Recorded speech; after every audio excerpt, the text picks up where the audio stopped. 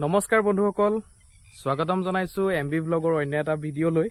বহুদিনৰ মূৰত এটা ভিডিঅ' বনাবলৈ গৈ আছো। কেইবাদিনো ধৰি অসমৰ বিভিন্ন প্ৰান্ততে বৰষুণ আৰু বৰষুণ। আমাৰ গোলাঘাটতো বহুদিন ধৰি বৰষুণ হৈ আছে। প্ৰায় ৩-৪ দিনমান সময় হৈছে, সকলোতে মাত্ৰ বৰষুণ আৰু বৰষুণৰ মাজত আমি আজি আহিছো আমাৰ খেতিৰ মাজলৈ। আমি বিভিন্ন ধৰণৰ বীজসমূহ ইতিমধ্যে আমি ৰোপণ কৰি গৈছো আৰু কেনে ধৰণৰ ফলাফল দেখুৱাইছে বীজসমূহে আমি তাকে অকমান চাবলৈ আহিছো।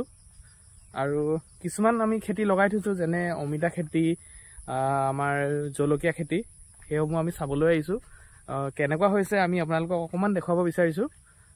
বলক তেতিয়াহ'লে আজি আমাৰ ভিডিঅ'টো আৰম্ভ কৰোঁ। এয়া আমাৰ জলকীয়া, আমাৰ লোকেল জাতি জলকীয়া, আমাৰ ঘৰুৱা সঁচ, খুব সুন্দৰকৈ লাগিব ধৰিছে। আমাৰ অমিতাৰ গছবোৰ ধুনীয়াকৈ বৃদ্ধি পাইছে আৰু কিছুমানত এতিয়া ফুলসমূহ আহিবলৈ ধৰিছে।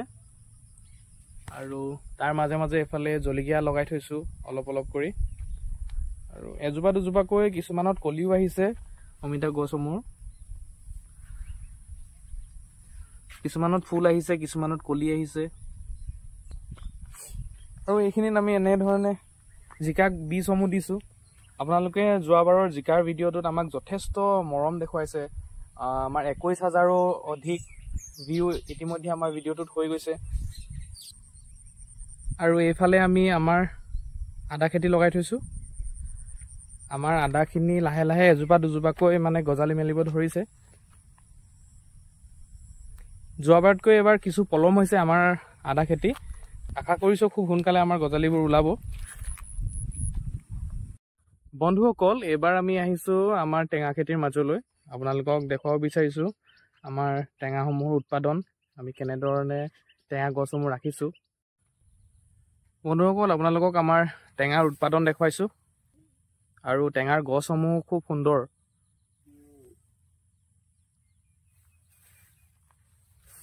আৰু যথেষ্ট নেমু ওলাব ধৰিছে, সেইবাবে আমাৰ নেমুৰ যিটো মূল্য অকণমান হ্ৰাস পাইছে। দেখিবলৈ পাইছে আমাৰ নেমুসমূহ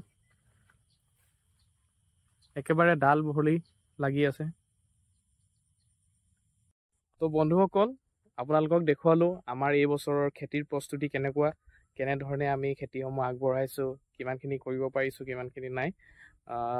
তো বন্ধুসকল চাই থাকিব, আমাৰ ছাপোৰ্ট কৰি যাব আমাৰ এমবি ব্লগ নামৰ চেনেলটো। প্ৰত্যেকটো খেতিৰ বিষয়ে আমি বিতংভাৱে আপোনালোকৰ সহায় হোৱাকৈ বা আমি কেনেধৰণে খেতিসমূহ কৰোঁ, কেনেদৰে আমি ফলপ্ৰসূ হ'ব পাৰে আমাৰ খেতিৰ দ্বাৰা, আমি প্ৰত্যেকৰে ওপৰত এটা ভিডিঅ' বনাম আগন্তুক সময়ত।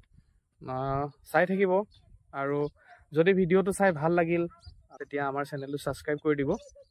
ধন্যবাদ, পুনৰ লগ পাম।